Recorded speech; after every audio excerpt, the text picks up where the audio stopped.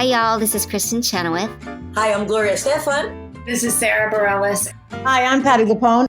This is Lin-Manuel Miranda. You're listening to the Broadway Podcast Network.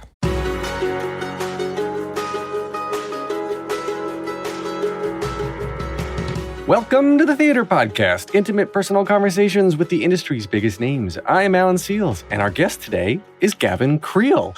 He had an amazing story about how he rediscovered himself during COVID and having everything shut down, having the industry kind of put on pause and having to look inward. And I think this is a very common thing we're going to be hearing from a lot of people as Broadway comes back, and we're hearing more and more interviews from them. But just an amazing guy, super, super introspective. And we actually had a really fun conversation about ayahuasca, if you can believe it or not. So hang on for that, because that's a fun one. If you see shows on Broadway, you've most likely been there when Broadway Cares, Equity Fights AIDS, does their red bucket campaigns asking for donations after shows. So you're probably aware of who BCEFA is, but we actually dive into the great many specific things, some of the specific things that BCEFA does to keep your favorite artists and even the industry as a whole going over and over again. And they've raised so much money and helped so many people during COVID and during the shutdown. And that is a great transition into what Gavin is here to talk about primarily during this episode is J. Armstrong Johnson's upcoming production of I Put a Spell on You, the Sanderson Variant, which is his take on Hocus Pocus. If you haven't heard of that or J. Armstrong Johnson's version, then please look it up. Two things you have to know about. Please check the show notes for links to donate, links to watch, and see these amazing performances with so many great people. I've talked for too long. My normal spiel, find me on Instagram, find me on Twitter, theater_podcast. Please leave a rating, leave a review. You know, I was checking the reviews the other day. I haven't had anything in 2021. So it's time. Leave me some new reviews. I want to read them. Everybody, please enjoy this episode with Gavin Creel. Here you go. 1, 2, 3.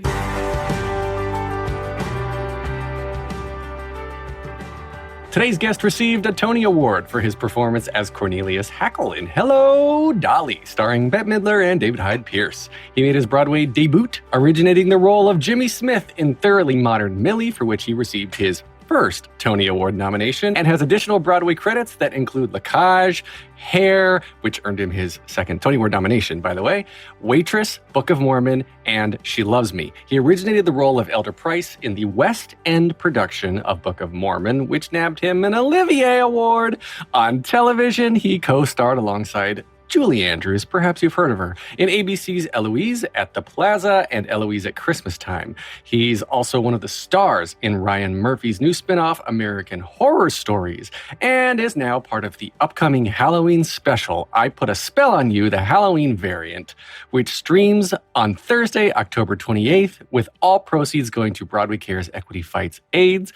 Gavin Creel, welcome to the Theater Podcast. Thank you. That's a wonderful... thank you. And you know what? It's not I Put a Spell on You Halloween Variant. I must have typed that because it's Halloween. It's I Put a Spell on You the Sanderson Variant. Oh, I like that. I like that. I got to say, when you said the Halloween variant, that was kind of exciting. And now it's even more specific. That's what we call really good wood shedding. That's really good theater. The specificity, baby. So this, we'll dive into this first. Is I Put a Spell on You. It's something that J. Armstrong Johnson and some people started, I think 2 years ago, right? And it went almost like many, many years ago. Oh, really? Because it was 2 years. This past year was not this year, but last year was the first time they did the blowout digital thing, but they've been doing it down at La Poisson Rouge and different places. They've been doing a live celebration at Christmas for years. It's really exciting. Yeah. That's so cool. They took a huge graduation to the next big step by kind of blowing up the internet last year. It was really, I was so blown away. And Absolutely. I knew I'd never been a part of the live concert, but Jay's been a friend since we did Hair together on Broadway, and I just knew he was up to some little freaky stuff, freaky Halloween stuff. And he invited me to be a small part of last year. And then I watched the whole telecast or webcast last year, and my my part was just him with an iPhone taping me on the back of the couch. Like we did our own I made him do the skeleton makeup with me in the bathroom because I was like, I don't want to do this by myself. You put it on too. So he's filming me just sitting in my living room doing a busted little recording. And then I watch these massive, unbelievably produced videos, which everybody should see because they're going to be replaying a bunch of them this year. It's just remarkable what they've done. And they raised over nearly $250,000 for Broadway Cares last year. Yeah. And last year was all digital because of COVID. Yeah. Yeah. And then the year before, like you're saying, it was an in-person thing. And this year, so what's the format going to be this year? Well, I think Jay and his team, they have an incredible team called Limon Productions, and he's just got this great group of people who are they work so beautifully together and are so dedicated to just honestly spreading some spooky joy. And now they're teaming up so effectively with Broadway Cares, which is the crown jewel of our industry. Mm-hmm. But this year, I think he wanted to do a live, but with the Delta variant that was happening, early on, you have to make these decisions for these things when you're doing big shows months, sometimes years in advance to just be able to, So I think they were smart for everybody's safety. They didn't know whether the Delta variant was going to wipe us out again. And, we're having bumps on the road as far as Broadway reopening and finding its new life here. But they did it. I think they did the smart thing. But now they're adding a few more videos. And then we graduated from the iPhone to a little more high tech. I haven't seen the video yet, so I'm excited to tune in on the 28th. Yeah, it's actually, it's huge production budget. And gosh. And last year, it's you and Todrick Hall, Robin Herder, of course, Jay Armstrong Johnson, Eva Noblezada, Will Swenson. So many more people are all a part of this. And it's, I guess, for someone like yourself, where, you've got credits and you've out the wazoo and you've got opportunities being asked of you left and right, like what about this takes you out of your routine to say, you know what, I'm going to give this some attention? Jay. Just Jay. Yeah. That's the best thing about being in this business I got my equity card when I was 20. I'm 25. Hilarious. No, 25 years ago when I was 20. And the best thing about it is the people you meet along the way and the ones who make an impression on you, or you just believe in their soul. And I believe in Jay's heart and his soul, and he's proven now what an amazing producer he is, as well as an actor, dancer, singer. But yeah, it's just Jay. He called and I'm like, and I'll be honest with you, I went inward during this pandemic in a way that I never have before. And I think a lot of me is still in there, just trying to root through the crap and figure myself out. In a different way than I hadn't before. And I was not really on board with the whole online performing thing. I was like, no, I'm not going to open my computer and sing for you. I just am not interested. I did a few things, but the number of asks that came in, and it was I'm reading, I love Young Pueblo, and he's got these two books, Inward and Clarity and Connection. And I was actually just reading a little bit of Inward down there, and it said, you find out you find out who you are by saying no, and really say, and because I was raised, you should say yes to everything. You say yes to everything, and I think when you're younger, I think that's a really great piece of advice, because you never know what your fear might stop you from saying yes to. So it's good just say yes and jump in. I think that's all the time, not just when you're younger, but during this time, I was just like, no, I don't want to sing on your computer. I think I look stupid. I think I sound crappy. I'm sad right now. I don't want to sing. So I did a few things as time went on, but Jay called and this sounds like fun. I wish I was in one of the more produced videos because those look so sexy. Robin Herder's video is bonkers. Will's is Eva's with the dog. I can't even tell you, people, if you have not seen this, tune in on the 28th or 26th? 28th. 28th, yeah. October 28th. Thursday, October 28th. It's remarkable. I'm so glad he's redoing a bunch of the videos. Todrick's video, the Fever video, there's this one on the back. They filmed like a lot. In an alley It was unbelievable. Bob the drag queen is hilarious. There's just so many good things in it. And they've made 5 new videos to pique your interest again. Yeah. And well, for quick plug for those who want to check it out, BroadwayCares.org/spell is where you can get information and get tickets. And the tickets are extremely affordable. Again, it all goes towards Broadway Cares, Equity Fights AIDS. And yeah, from what I've seen from last year, the year before, like the 2 years it's been like widely publicized, it sounds like it's going to become a staple. And I sort of expect that next year that some big Broadway producer is just going to be like, you know what? This deserves to be on stage for a limited run. So they do like an October run or a 2 week run. I mean, if they can plan Skittles the musical and during the Super Bowl for a one night thing, then you can plan this a year in advance for a month. I love that idea. Some big thing. Yeah. I also think there's something really beautifully subversive about like Broadway Bears, for example, started 7 guys stripping on a bar at Splash down and they passed a hat and raised some money. And now 30th anniversary is going to be this June, and it's raised millions and millions of dollars for this charity and has helped not just and primarily at a time when the president wouldn't even utter the word AIDS. There was no medication. There was just people dying in such a horrifying way. But Broadway Cares has expanded its reach. It still is there for people, men, women, and children living and dealing with HIV/AIDS. But like, it's expanded to disaster relief and the Phyllis Newman Women's Health Initiative, and recently the COVID Relief Fund. What it's done for people who have lost. The majority of our industry doesn't have health insurance right now, and they've given millions and millions of dollars of the money that you have all given to the Actors Fund to help people in need in this terrible time. It's when we come back stronger than ever and making the changes in Broadway that we have to be making. I hope that audiences will and everybody involved in our industry will rally even more behind Broadway Cares and the Actors Fund because of what they have done. It's like, you want to know what they do? This is what they do. They're there to help us in crisis. And it was what, two weeks ago, there was a Broadway Flea. And so that started the same way. It was I think a bunch of people from Chorus Line, I think if memory serves, who got together and were just like, yeah, let's we want to raise some money for charity. Like they brought a bunch of their old props and things and just went out in the street and started selling it.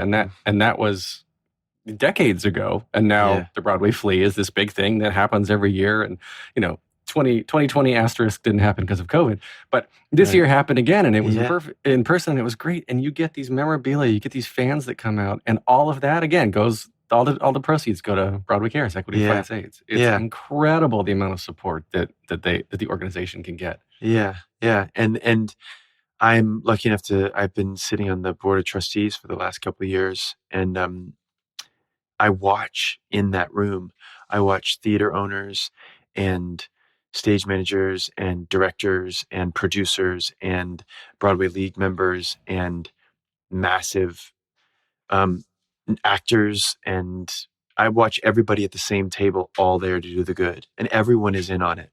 Everyone is giving permission to collect with the red buckets and donating their theater so they can put on the Red Bucket Follies or the Easter Bonnet, and they're calling their friends who are leads at MAC Makeup Foundation, who's donating hundreds of thousands of dollars to Broadway Cares and Broadway Bears so they can do discreetly placed glitter pasties and things like that. It's like, it's just everybody, it's all hands on deck, and it's fun, and it's service, and it's making our community a community. Without Broadway Cares, I'm not certain that we would be as tight-knit of a community as we are, and we can be. So I'm very proud to be part of it. It's interesting, kind of the movement I'm seeing now is I'm seeing these big, Broadway names reposting that image on Instagram and social media. That's like, I support the elimination of 6-hour work days and the 10 out of 12s. You know what I'm talking about? Yeah. So what I think, I like that we're talking about this, and this is typically not how the interviews go, but I love that we're talking about this. Anything because you want to talk about, just talking, you just cut out the shit you don't want to listen to. Oh no, this is great. This is actually great. Because what I want to illuminate is that being on Broadway is one of the hardest jobs to have after you get it, let alone before you get it. Yeah. But after you get it, then maintaining your physical health, which is separate from your emotional health for 8 shows a week. Mm-hmm. And you're in a show, maybe in the case of Patty Murin and others having like straight up panic attacks. Oh yeah. And they've talked publicly about it. They're like, I got to call out. I'm having a panic attack. I've got the dream job and the dream role, and I'm stressed. Yeah. And so stress is a nice way of putting it. I feel close to death. Like those panic attacks. No, seriously, those panic attacks are like, I think this might be it. It's so deep and so terrifying. And the pressure that everybody feels. I mean, it looks like a piece of piss. Like it's just, it's just us just having fun on stage, just running around in costumes. One of the most infuriating things of my life was sitting out to watch the Book of Mormon after I'd been in it for like a year and a half. I just went out. I was out of the show and I came back early from a vacation and I watched the show and I was like, this looks like we're just up there mucking about, just boop, bop, boop, bop, boop. And I am like, I know how devastatingly hard this is. And this looks so easy and so fun. I'm going to tell you what, it is not easy. It is fun when you're in your right physical and mental and rested and supported. And that's, I think, what we're looking at with the community right now is I'm a white cis man. Yeah. And I'm gay, which I that adds its own challenges, and it's been a journey, and it continues to be a journey for me of understanding my place in the world and everything. But in musical theater in New York, that sometimes is a benefit because there's a lot of gay men who have come to the city searching for a place to belong. They found community and camaraderie in the theater. So my point being, I'm privileged and I have been given such unbelievable opportunities. I do not take that for granted.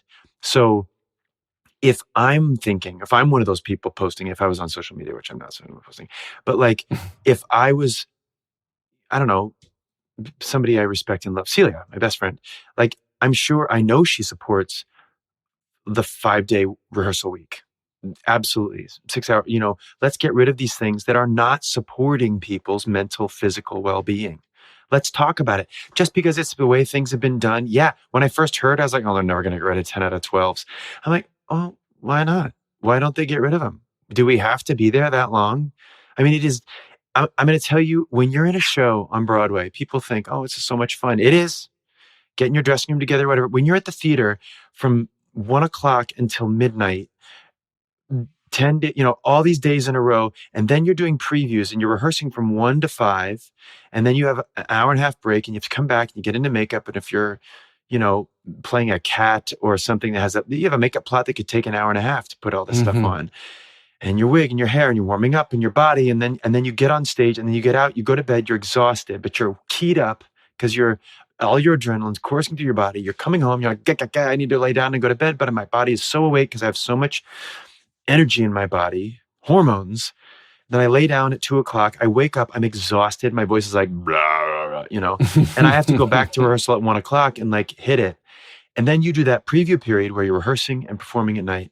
And then you open, and then that next Monday, you're recording the cast album. And you're like, who decided this insane schedule? This is nonsense. So why aren't we relooking? Well, we are relooking at it. Producers, I'm sure, are like, oh, come on, we can't do all these changes. And I just say, oh, come on. Let's just chalk it up to, you got free labor and for a really long time. It's time to relook at it. And we don't have to work this insanely. It's insanely hard. It's not good for our bodies or our minds.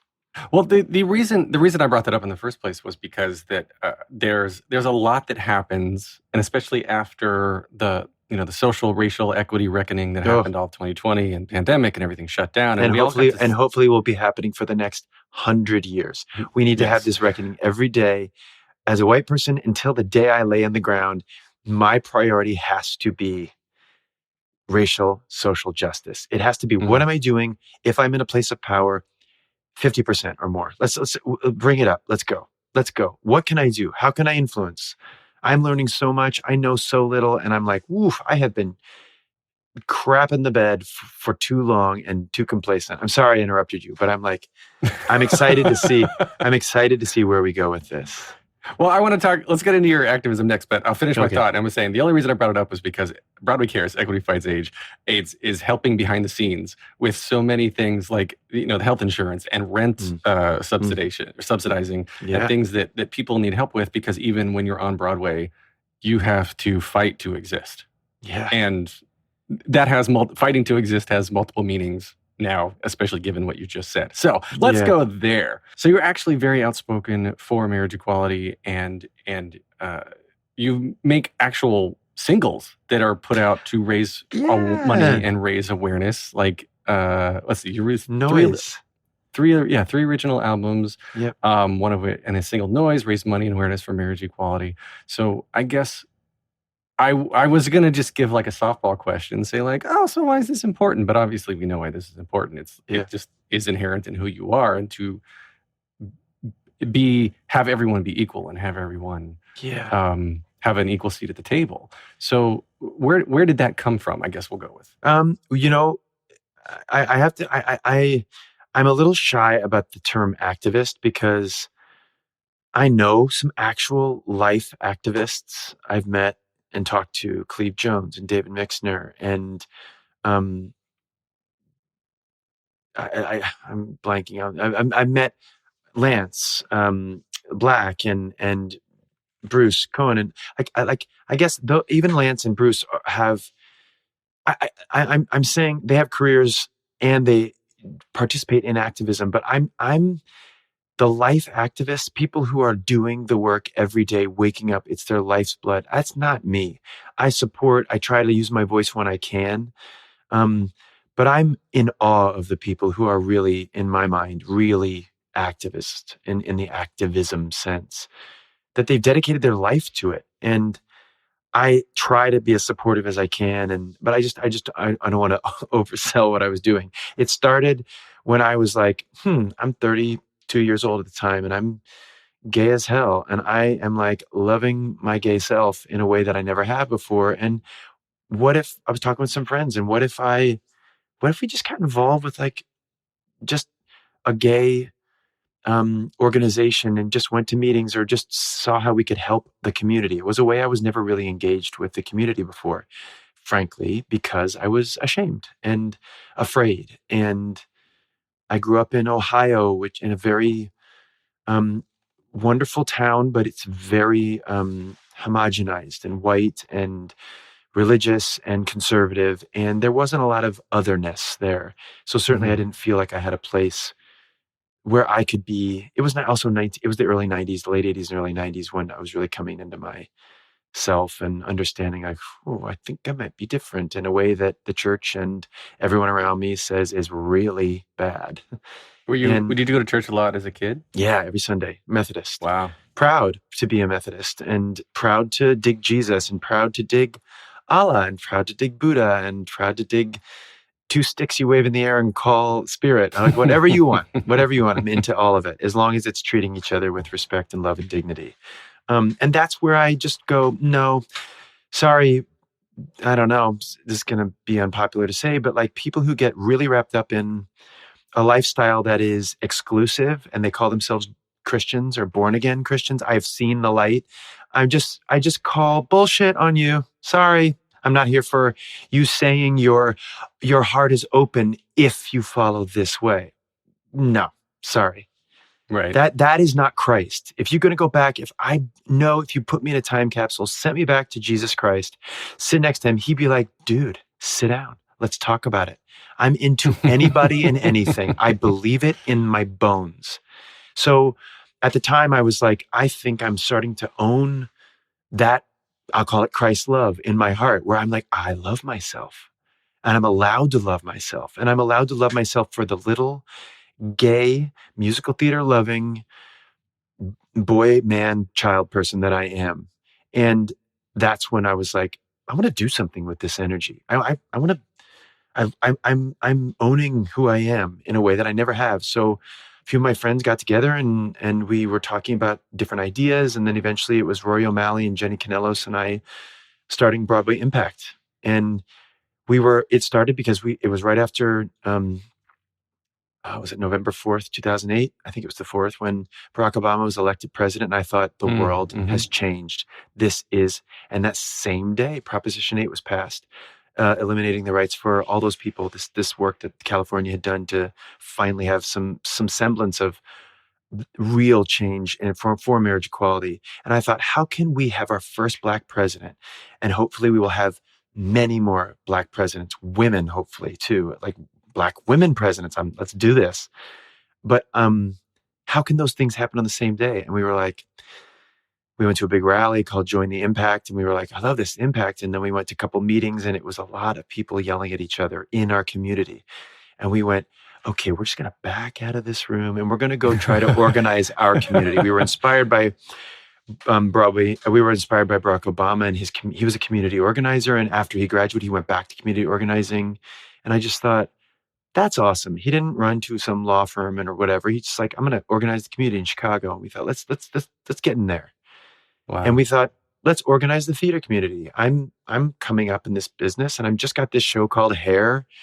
And this sounds like which also marched with Washington in 2009. I was the guy who was like calling Jenny Gersten and Oscar Eustis, our producers, and saying, Jeffrey Richardson, can we please do this? Really? I didn't know. I was in Atlantic City with a few of my friends on like a day off, and we were all being stupid in Atlantic City. And I was texting nonstop with Jenny Gersten and Oscar Eustis going, can we please do this? They're doing this National Equality March. We have to go. And they were like, you got to calm down. We can't close a Broadway show down to march on Washington. Maybe we can send some people who aren't on. We got amazing swings. If they're not on that night, we could send them down. 2.5 hours later, I just get a text from Jenny Gersten. She says, okay, we're doing it. And I was like, you've got to be kidding me. And she said, it's the right thing to do, Oscar. And I know it. We'll talk to all the other producers. We're going to make this happen. And they lost $150,000. The show, no one cancels a Broadway show. Right. And they canceled the show so the entire cast could march on Washington for marriage equality. And we organized 25 buses to take 1,500 people for free down in the morning. We had, Neil Patrick Harris and Sutton Foster and Stephen Schwartz and Mark Shaman and Scott Whitman and me and a bunch of different people sponsoring buses, paying for an entire bus to put 40 people on a bus. And we got 1,500 people down. It was a life-changing weekend. I sang at the Human Rights Campaign dinner the night before when Lady Gaga was the musical guest. And then I sang after her. And I was like, really? Couldn't you have put me first?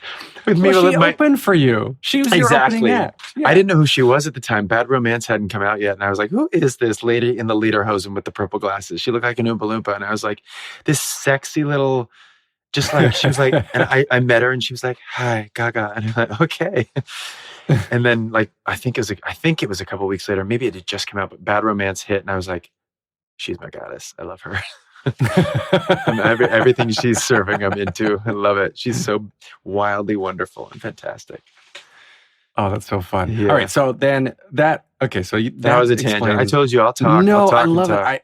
I absolutely, I love this. I love these stories that you don't hear about these stories. These are the greatest stories. Let's try to unearth some that I have never said. I have talked about that weekend, but we'll find some along the way. You'll be, oh, I've never told anybody this. We'll find it. We're going to take a short break. Stay tuned for more of the episode.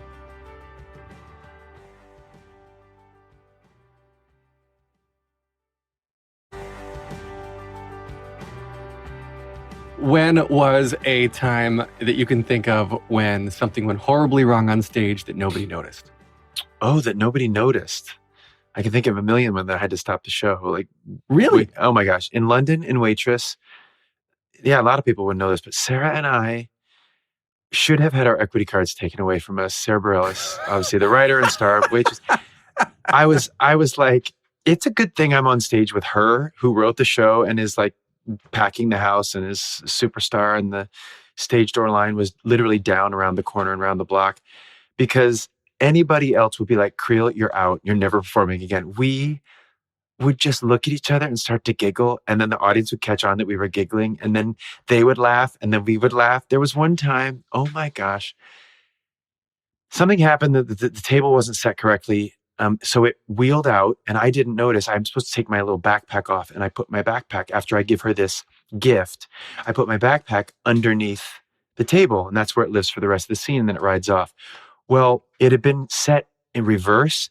And I didn't notice right below is a rolling pin and a rolling pin beanbag. And I gave her the gift and I look and I just kind of put my bag down. I just hear and I'm like, oh shit. And there's a rolling pin rolling towards the front row. And I run out and I grab it. And I'm like, I said, well, that's not good. And the audience laughs. And I look at Sarah and she's like, oh my God. And then I hand her the thing and I say, you're going to want to clean that. And she's like, they're laughing and she goes, don't think too hard. Just don't think too hard. And then they're laughing and we're laughing and we're about to do like a ballad. It's like a really tender scene. And I just looked at her and with my mic on and the audience is laughing and screaming. And we're both just like, and I look at her and I go, how are we going to do this? And she just goes, we just are. And then we got very serious. The scene was so present and so intense. And right on the final note was like, you matter to me. You matter to me. We just start to laugh and the audience just roared. And that was just one of the times. But that's one that that the audience definitely noticed. I can see why. Yeah. Well, that's part of the fun times, obviously, and that's like the camaraderie, the friendship, and the chosen family that comes out of doing this profession is unbelievably strong and forms bonds that you can't break. And I feel like part of this too is.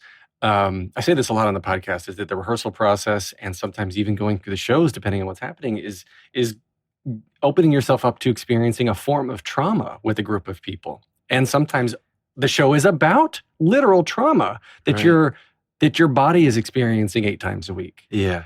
And so the bonding, the connections that you are forming with these people are experiences that no others will ever have and can't be broken. It's why you sign up for this rigorous schedule. It's the community, it's the people. And you know, again, bring up the movement that we're in is I have felt such wonderful, beautiful community. And my eyes are open now that so many people of color in our industry have not felt that openness, have not felt the sense of, I got your backness. Now, I have been really lucky to do a bunch of shows with a lot of people of color. And it's one of my joys to be able to be in a company that is acknowledging the human race in a representational way. An authentically representative, truthful way. But it breaks my heart to think that, I don't know, Black cast members of Hair or Book of Mormon are beyond inspiring, beyond talented, beyond wonderful, and to think that they were carrying trauma or pain in ways that I thought these people are unbelievably talented and wonderful and happy and on their gig and fierce and wonderful. I just think, I'm really sad that I didn't really fully grasp how painful so much of our industry has been for those people who would never let on the pain that they were in. And now it's ours as white people to reckon with and to really see the truth of it and see how we can be fully anti-racist and fully engaged in that conversation that is like, yes, I am wrong. I am racist. These thoughts are racist. I have perpetuated a system that is racist. The entire foundation of musical theater was built on minstrelsy. If we can just acknowledge that original truth, that musical theater was blackface, The art form was built on blackface. Original white company members of Showboat were painting their face. It was customary. It was something. It was there. It was wrong then. It's certainly wrong now. We just have to acknowledge the truth. It's not a blame game. It's just like, wow, we can't, because if we don't acknowledge the truth and we just go, we just need to move on, or this is moving too quickly, we're never going to get the work done. And, Nicole Johnson is a name I want to mention on this podcast, who runs a program called Edify, and she's holding spaces. She's brilliantly holding spaces for white artists and producers and casting directors and people in our industry to learn how to become better advocates and anti-racist and to obliterate white systemic racism and oppression within the industry. And I've learned so much. I continue to learn so much from her, and I can call her a friend now, but she's a mentor of mine. She's like a spirit guide. She's this unbelievable soul that is holding space in such a courageous way. And she's just one name I would like to highlight and celebrate right now. Have you ever done ayahuasca? No, I don't know if I could. I've had friends who've done it. Have you done it? No. I have a friend I have a close friend who's done it multiple times, and I'm so curious about it because I personally, in the last couple of years, I just started seeing a therapist just now, but it's been a couple of years. But I'm like, thank you. My birthday's coming up, and I'm like over 40 already, and just now I'm seeing. Years ago, started seeing a therapist, and I thought, I wish it was okay to have been seeing a therapist since when I was a kid, a teenager. We can say right now to teenagers everywhere, it is okay to see a therapist. Very okay. It is not just okay, it's imperative to have someone objective to sit there and listen to you and help you parse through this very complicated, difficult thing called life is the greatest gift you can give yourself. Spend the money, find somebody you love. If you don't love them, go on to the next one. Sorry, I support it. So you were saying, I'm intrigued to how therapy is going to, did your therapist want you to do ayahuasca? No, did she? I think maybe she's brought it up before. I think she's supportive of it. But I was literally planning a trip to South America to do it, and then COVID hit, and I just haven't picked that up again. But because I feel like the way that you've been speaking and the way that you sort of approach topics is very much in the same vein, I think, of people who are open to experiencing a frame of altered consciousness that takes you to a place to allow you to look at things in a way you didn't see them before because of your conscious filters that you may or may not know you have. That you think, that probably don't know you have, that you think, you think it's just how things are. It's just who I am. And I'm going to tell you, this last 2 years for me, because of a lot of loss and a lot of pain, and then not being able to distract myself from any of it, I had to look in a way, I'm still looking in a way that now I can't unsee. And I will say, for those of you who don't know what ayahuasca is, I believe it's a tea, right? It's from a plant or something. It's Peruvian, I believe. But it's just something, basically, it's like a tea you drink, and then I've heard stories where you have a bucket where you like puke a couple times and then you trip balls. But it's all natural. And completely. Yes. And it's enlightening, and a lot of my friends have done it, and I'm inspired by all the stories they say. I don't love barfing, so it kind of makes me nervous. I just don't want to barf. But I mean, you get past it. Chelsea Handler is like, you throw up and you shit your pants, but everybody doesn't shit their pants. Who hasn't? I think who hasn't shit their pants? I mean, there's time and place for everything, and that time and place is college. Or last week. I don't know. But I mean, you did just turn 25 again. So yes, I did. It's time to shit the. Oh my God, what am I saying? But I do want to say, I think I have not done ayahuasca. The most serious drug I've ever done, the only drug I've ever done, is pot, and I can't do it anymore because it makes me so paranoid. And I quit drinking for this year. And I got to say, I really am. I was inspired by my best friend Celia to quit drinking for the year of 2020. God bless her. I don't know how she did it. That's the year everybody was like, give me that booze. Mm-hmm. But I wasn't ready to do it in 2020. And then I tried it this year, and it's really been really kind of enlightening for me. I would just say the thing that ayahuasca does, I think any substance that you might want to try, obviously do it in a safe space and with people you trust that will take care of you and provide support during the process of, if it's a shot, you want to do a shot of Jaeger, I don't know, just having people nearby that have walked this path, maybe it's very helpful. But I do also think I haven't drank in a year, and I have been doing some major ayahuasca-like discoveries with meditation and with morning pages and the artist way and writing and creativity. I have tried to find, quote unquote, other natural ways. I don't want to say that any way that I judge anybody who wants to try a substance of some kind or experiment with microdosing or macrodosing or whatever. But I will say, I think at the core of it, I think we're all looking for the same thing.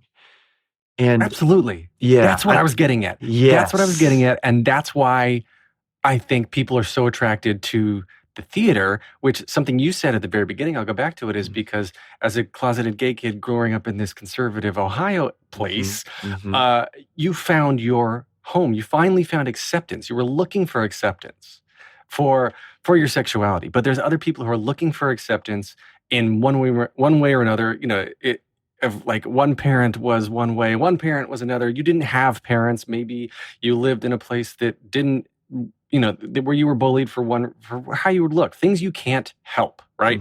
And so you're looking to find that acceptance. And without therapy being readily available, an easy alternative, I'll put easy in quotes, is the theater community.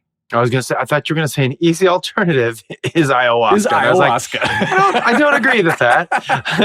Yes, I think, and the theater community, yeah. I think if it's your passion, I think somebody who's listening who might not be into theater but think, I want that kind of support, I'm going to run and try to be an actor. And you've never acted before. I'm saying it's not impossible, but there are definitely easier paths to get enlightenment. And because a lot of the reasons why I'm in therapy are because of the theater community. I mean, let's get real here. Like you know, it is a tough life and a tough profession. And I, again, am a white, cisgendered, privileged man who has had success and has been given money and has been given opportunity after opportunity. And I also know the deep, paralyzing pain of the industry, of not getting hired, of not being working, and that's me saying it. So I don't want to say I don't realize my intense privilege and the access I have. I don't take it lightly. I try to use it responsibly and gracefully. And I also try, and I fail at this, but I try to find ways to include people who might not have that access. But man, it's having a therapist, having someone you can confide in, trust.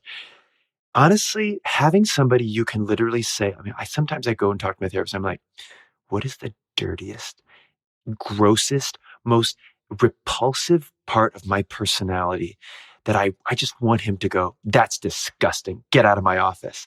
I want to like unearth the lowest, deepest, grossest thing so that I can say like, once I did this, or once, this is what I actually want to say to Donald Trump, you know, whatever.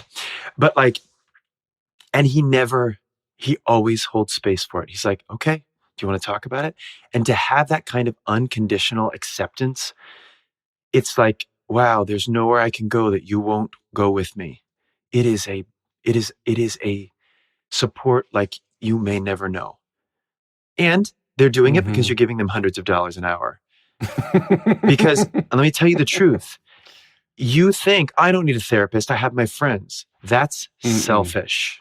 That is selfish because your friends have their problems and I have my problems, just like Celia and I know, you know, like Sarah and I talk and she's like, I can only be as supportive as I can be because I've only lived the life I've lived. So therefore I only know the truths that I know and I have experienced and lived. And the older I get, I become more compassionate, more open, but it's hard. Sometimes I just want to like turn the table over and be like, I just don't care. I don't want to talk about it. I'm angry. Your therapists, are they trained, if they're trained well, are there to try to be as objective and supportive as possible. And that's why you pay them. So you can go and talk about yourself for an entire hour and not feel bad. Because if you talk about yourself for an hour to your friends, guess what you're not going to have a lot of after a while? Friends. They're going to be like, shut up. And which my friends have told me many times. Oh, we get it, Gavin. We get it. Yeah. No, I love that.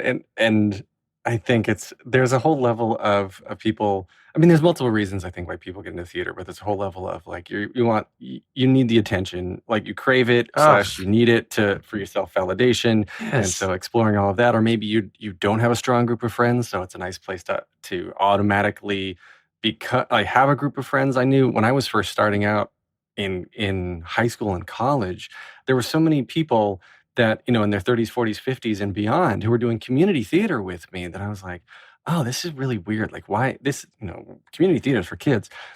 But for now that I am at sort of around the same age group, it's like, it's so hard to make friends as adults. Yeah. Because you're busy. Like, a lot of people have kids, a lot of people have a job or multiple jobs, or like adulting in general is just freaking hard. Yeah. And everybody needs something and everybody wants something. And then I'm sure, you're in a place where everyone wants you to do something and for them and often for free. So people come to you and you've got to have your guard up, I imagine. That's got to be stressful. Well, it's a process to the word no. It's a really scary process. And you're worried, oh, they're going to hate me, or they're going to be upset, or they're going to think, who do you think you are saying no to this opportunity?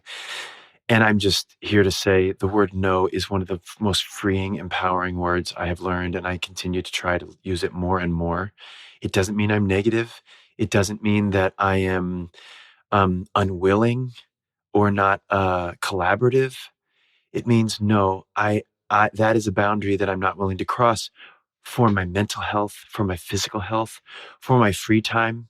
Somebody recently told me, I'm sorry I can't credit it appropriately, but it's a really great habit. They say, with your your phone calendar, it's something that I want to do is you should schedule a date with yourself on repeat every day from like 6 to 8 at night, that you always see it. Every day you look down so that when somebody asks you, or at a time in the day when you're spinning and you're busy, oh, so if I do blank, I'm abandoning myself.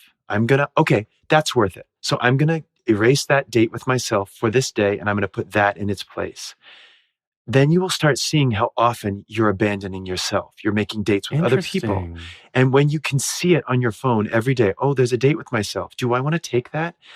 I would venture to say a lot of us don't ever make that date with ourselves. And I didn't do it for the longest time because I was afraid of being alone. I was afraid of the quiet of my own company. I still really grapple with it. It's like my self-worth of like, do I really want to hang out with myself? I want somebody around. I want that, you said it earlier, that external validation. Mm-hmm. I was a junkie on it. I want a lover. I want a friend. I want somebody nearby. I want even somebody I don't even like that much just to validate me. Just my presence. They're willing to hang out with me. It's like, Creel, you got to sort some of this out yourself. And I will say, people might be going, oh, how pathetic. And I go, that's fine. But I would venture to say most of us feel this way. Because I was going to say, I don't think people are saying pathetic. I think people who are listening to this podcast specifically are like, yeah, me too. Yeah. Yeah. And it's, can I vacation by myself? Can I eat a dinner by myself? Can I go to the movies by myself? Those used to be things that terrified me. Vacationing by myself still is scary, but I've done it a couple times, and I'm going to tell you, boring. Happiness is so much more fun when you're sharing it with someone. But also, I have learned through the pandemic, I'm going to Hawaii for 2 weeks by myself. I'm going to see a couple of my friends in the middle of it, but I'm kind of really, because of the pandemic and this time, I've had to be alone. I'm like, come on, Maui, let's dance. let's get on that balcony and let me meditate for 40 minutes and let me write. I'm going to take my little keyboard. I'm going to write some songs. I'm going to get back into that whole thing, which I've been buried in all this time with this show. Segue. I'm going to talk about a show I'm writing. Well, okay. Yeah. So before we wrap up, are you allowed to talk about whatever you're writing? Yes, absolutely. Yeah, let's hear it. I'm really excited to talk about this. And if you're out there and there's still tickets available, go to the Metropolitan Museum of Art website, and you can go on the search thing and just put Gavin Creel in. I'm doing my first ever, I'm calling it a world premiere, a universe premiere of a piece that I'm working on, and I'm hoping to bring it to Broadway. You know, it's I was given a commission from the Met Live Arts organization, the Met Live Arts series at the Metropolitan Museum of Art, which I didn't know existed because I'd never been to the Met before. I am not a museum person at all, for a million reasons. You want to understand that, come see the show, because that's what the show is about. I'm calling the show, it's Meta. It's kind of like a meta moment, because I'm playing the character of Gavin Creel. And I have this amazing band of 7-8 piece band, I think. And I was given a membership card and given the directive of explore the museum. And when you come up with an idea, tell us and we'll help you present it. And it could be, Alan Cumming was a theater person who has done this a couple times.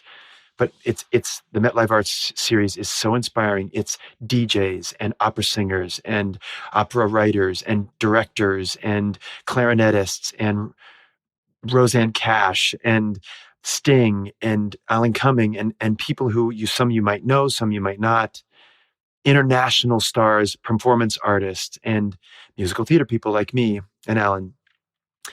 And it's whatever you come up with. You're a performance artist now, and we have here at the Met, we have this. It's the only program like it in the world, with the major museum institution in our city that has a program like this. And it's basically creating, through the Met and its collection, reflections on art. So it's creating art live now. So the Met is actually investing in new art. And I'm so honored that they asked me to be a part of this. My friend Matt Quam was a friend of mine. He's like, I think you might be right for this. Come take this meeting. And I was like, okay, I've never been to the Met before. And it has been an unbelievable, life-saving assignment. During the pandemic, it was supposed to be June of 2020. And I thought, obviously got canceled. And if I had done that concert before the pandemic, I know this sounds dramatic. I don't know how I would have made it through. It was the one creative thing that I knew sat on the other side of the nightmare that we were in. And when I was so angry at productivity, I couldn't be productive. I couldn't write a song to save my life. And then I just eventually wandered over and start poking away. And then like 4 songs later, I'm like, okay, it's coming. And then it would dry up. And I was like, it's okay. It's okay. You're learning who you are alone in the woods. Just be patient. Let yourself have a process. Take a walk, The show is called Walk On Through, and it's basically that. It's like, by sitting still, we're not going to find ourselves. The only way we're going to find who we are in this strange and wonderful world of fine arts and the museum is to walk on through. And maybe you'll find something that you respond to in who you are. And I'm so proud of what I've written. And at the moment, it's 16 original songs that I'm doing that night with a little arc that just shares my story of this assignment.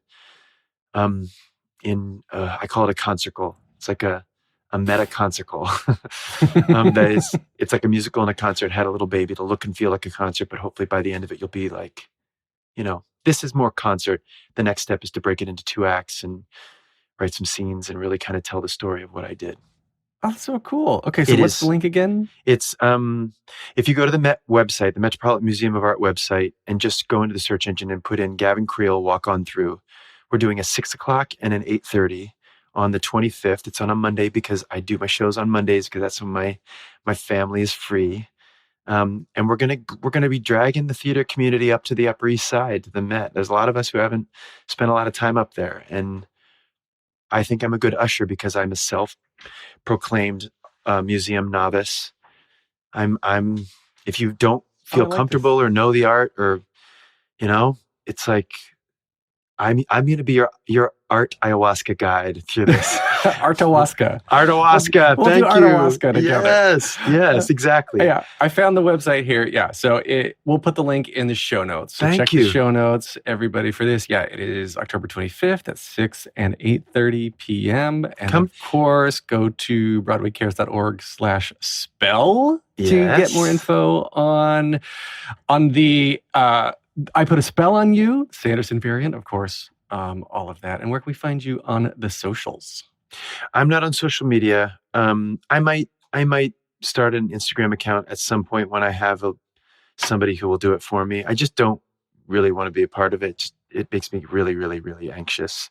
But I do have a website that my wonderful assistant, Kayla Kuzbel, shout out to Kayla, keeps up for me. Literally, she's like, honey, do you know you're doing this? So I'm just going to put this on the website. I was like, oh, right. I'm the worst because I'm making something that I want people to come and see. I want you to come to the Met and be a part of this first step because I want you to come to Off-Broadway and then to Broadway. And I want to tour it around the world and tell these stories and talk about art and my life and my loves and just life in general and witness our connection. And I'm really bad at selling it. But I promise you, once you're in the theater with me, I'm going to do my best to take you on a ride. And I want to say thank you to Kayla for keeping my website up to date. All right. I am on social media because I have to be theater_podcast on Instagram and Twitter and Facebook/official theater podcast. Leave a rating and a review because this is a podcast. So that's what you do for podcasts. This has been edited by Well-Rounded Hoodlum Productions. Thank you to Jukebox the Ghost for the intro and the outro music. And Gavin, thank you. This has been such an interesting and different conversation. I have really, really enjoyed it. Thank you. Me too. Thanks for having me.